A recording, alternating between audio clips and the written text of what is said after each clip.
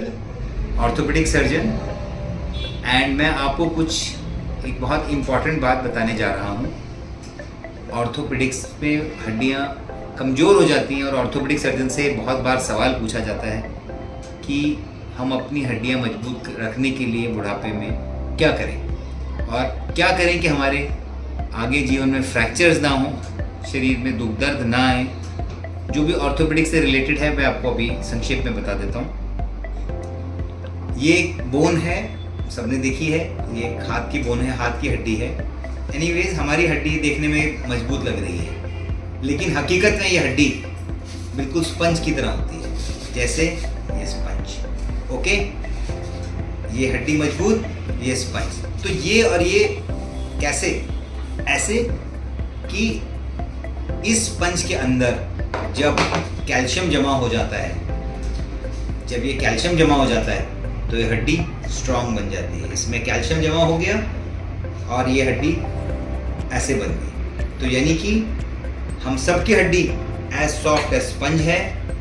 Calcium खाना बहुत ज़रूरी है जिससे कि हमारी हड्डी सॉलिड रह सके। नंबर 1, हमें कैल्शियम खाना अनिवार्य है। After a certain age, around 50 years के बाद everybody needs to take calcium. जिंदगी भर गोली खानी चाहिए, ठीक है? चाहे इस कंपनी की खाएं, चाहे इस कंपनी की खाएं, किसी भी कंपनी की खाएं। अपने डॉक्टर से पूछ लें, बहुत सारी कंपनीज की कैल्शियम की गोलियां हैं, कोई भी खाते रहें, लेकिन जीवन भर खाएं। कितनी खाएं, ये सलाह आप डॉक्टर से ले सकते हैं कि कितनी कैल्शियम खानी है, कौन सी सेफ है, किस में क्या प्रॉब्लम्स हैं, क्या नहीं है। नाउ नेक्स्ट, अब आपने कहा कैल्शियम खा लेते हैं बस तो काम सॉल्व हो जाएगा, लेकिन ऐसा नहीं है।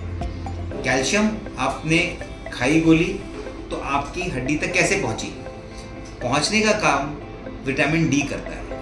विटामिन डी हर एक ने सुना है, विटामिन डी की गोलियां, इंजेक्शंस, जैसे पैकेट, कैप्सूल, सिरिंजेस, सैशे, बहुत सारे सिरप्स, लिक्विड, बहुत सारे फॉर्म्स में विटामिन डी आता है। तो विटामिन डी क्या करता है, आप जो कैल्शियम खा रहे हैं उसको आपकी हड्डियों तक पहुंचाता है। ये रहा कैल्शियम, ये रही हड्डी। इस तक कैल्शियम खाने के बाद से हड्डी तक पहुंचने का काम विटामिन डी करता है। विटामिन डी एक कैरियर है, यानी जैसे एक ट्रक है जो सामान लेके जाता है। तो vitamin D is like a truck, खाली ट्रक है जो कि कैल्शियम भरता है और हड्डी तक लेके जाता है। तो ये समझना है कि कैल्शियम, अगर विटामिन डी की डेफिशिएंसी है तो आपकी हड्डियों तक कैल्शियम नहीं पहुंचेगा। तो विटामिन डी की कमी भी नहीं होनी चाहिए। लेकिन क्या खाली विटामिन डी पूरा हो जाने से हड्डी मजबूत हो जाएगी? ऐसा नहीं है। अगर कैल्शियम की कमी है तो विटामिन डी कैसे पूरी करेगा जब कैल्शियम आएगा ही नहीं। नाउ थर्ड पॉइंट क्या है कि हमारे बोन्स में धीरे धीरे उम्र के साथ कच्ची होती चली जाती है। जो स्पंज हार्ड था, जो दब नहीं रहा था, वो बिल्कुल सॉफ्ट हो जाता है। तो वो उम्र के साथ ये स्पंज वीक होता जाता है और इतना सॉफ्ट हो जाता है। तो सॉफ्ट ना हो उसके लिए एक इंजेक्शन आता है जोलिड्रोनिक एसिड का। बहुत सारी सिंपल छोटा सा इंजेक्शन है। एक इंजेक्शन ड्रिप में ग्लूकोज की तरह चढ़ता है और आधा घंटे में ग्लूकोज की तरह इसको चढ़ा दिया जाता है, जैसे ड्रिप लग जाती है। एंड ये क्या करता है, ये इंजेक्शन आपकी हड्डियों को गलना रोकता है। ये जो स्पंज है, स्पंज जो कमज़ोर होता जा रहा है उम्र के साथ, इसकी जो गलावट है, जो डेंसिटी है, जैसे कहते हैं ना, आप मैट्रेस खरीदने जाते हैं मार्केट में, 50 डेंसिटी, 40 डेंसिटी, 30 डेंसिटी, धीरे धीरे ये डेंसिटी वीक होती चली जाती है स्पंज की।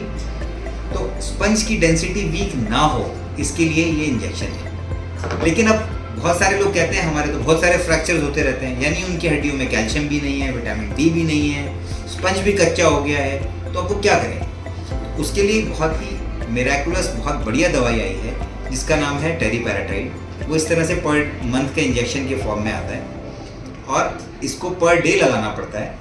लेकिन ये क्या करता है, ये स्पंज को भी नया पैदा कर देता है। और अगर आप विटामिन डी और कैल्शियम खा रहे हैं तो आपकी हड्डी वापस से स्ट्रांग बना देता है, फ्रैक्चर्स नहीं होते। प्लस मसल्स को, बॉडी को एनर्जाइज करता है।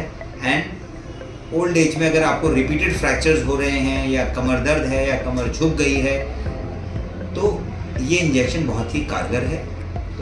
ये 4 चीज़ें हैं, यानी कि number 1 calcium, number 2 vitamin D, number 3 annual injection, number 4 teriparatide daily for 6 months to 2 years। ये 4 काम करने से बियॉन्ड 50 ईयर के एज के पेशेंट्स को बहुत कुछ बचाव किया जा सकता है। कौन से पेशेंट को कितनी चीज़ों की ज़रूरत है, ये आप अपने डॉक्टर से पूछ सकते हैं।